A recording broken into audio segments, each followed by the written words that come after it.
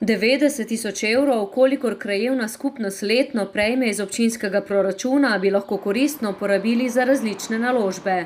A je izvajanje teh omejeno zaradi njene lege na poplavnem območju, je ob nedavnem obisku okoljskega ministra Andreja Vizjaka na Cerovdu izpostavil Kralj.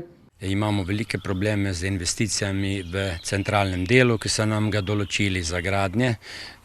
Na okolice pa sedaj še ne moremo graditi. Vode, ki se zlivajo po Brusnicah, so neverjetne, mnogo večje, kakor je reka Krka.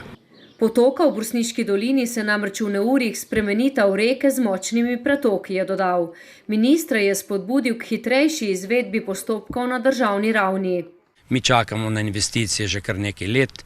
Težave imamo, ko bo potrebno širiti vrtec, osnovno šolo, ker po novi zakonodaji je vse to na poplavnem območju in se ne da nič graditi. Seveda bo potreba določene ukrepe narediti, zajezitve, še določene regulacije.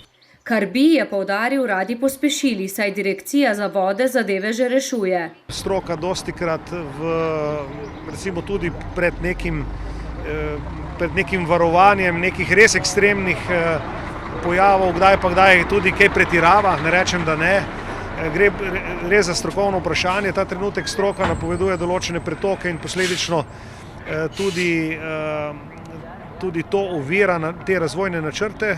V njihovi krajevni skupnosti bi že lahko, če ta ne bi ležala na poplavnem območju, po Kraljevih besedah zgradili blok z oskrbovanimi stanovanji, prav tako bi pripravljali projektno dokumentacijo za zdravstveno postajo. Ne gre za neko politično odločitev, da ali ne, ampak moramo narediti v skladu z vodarsko stroko. Zdaj je pa vprašanje samo, ali sedanje strokovne študije majčkeno ne pretiravajo na tem področju. Mi bomo sigurno skupaj z konkretnim investitorjem, ki je tukaj dal pobudo za spremembo občinskega lokacijskega načrta, to zadevo reševali, zato ker na dolgi rok je to področje tudi pomembno za občino, namreč če ne more en investitor, tudi vsi ostali ne bojo.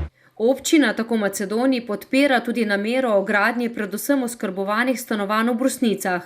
Zato si bo s krajevno skupnostjo še naprej prizadevala, da zadeve čim prej premakne naprej.